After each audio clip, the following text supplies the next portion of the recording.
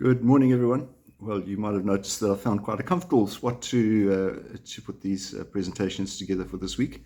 So I apologize, but then again, I don't really, because although you might see the setting as being the same, the message by no means is. Today we celebrate the life of Pope St. Pius X, who lived in the early 20th century. And he was, and this fits in quite nicely with what we heard about St. Bernard yesterday, because St. Pius X campaigned for freedom of the church from state control. So, wow, okay, freedom of the church from state control. Difficult to do that because people were obviously quite attached to it, and it was convenient for them to be in that position. But as Pope, he revised canon law. In other words, he got into it and said, well, let's just make sure that it sorts things out and actually clarifies what we can do and what we can't.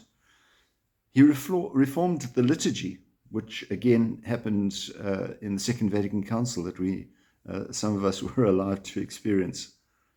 He barred the clergy from political associations, and that is still true. That's still in place. Clergy may not belong to a political association, certainly may not hold office in a political association or a political party. St. Pius himself lived in poverty and even performed many miracles while he was still alive. And that's quite unusual that miracles would be performed by somebody in their lifetime, because often, with Jesus, we know he has performed miracles, and clearly the apostles did. But often the sainthood of a person is recognized because of the miracles that are performed after they die. And yet he performed miracles during his lifetime. That's pretty astonishing. So he's a man I think we should sit up and listen to. St. Paul, in the first letter to the Thessalonians today, says, "We were eager to hand over to you not only the good news, but our whole lives."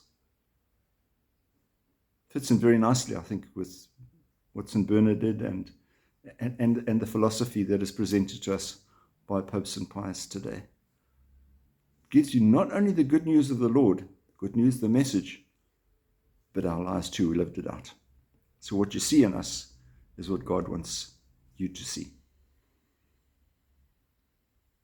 That's a challenge, I think, for all of us. But it's something we can reflect on this morning, in this lovely, serene, quiet time, as you're probably driving through the traffic or whatever. Sorry, cynical side of me. Have a wonderful day. Keep yourself safe, and we'll see you again. God bless. Bye-bye.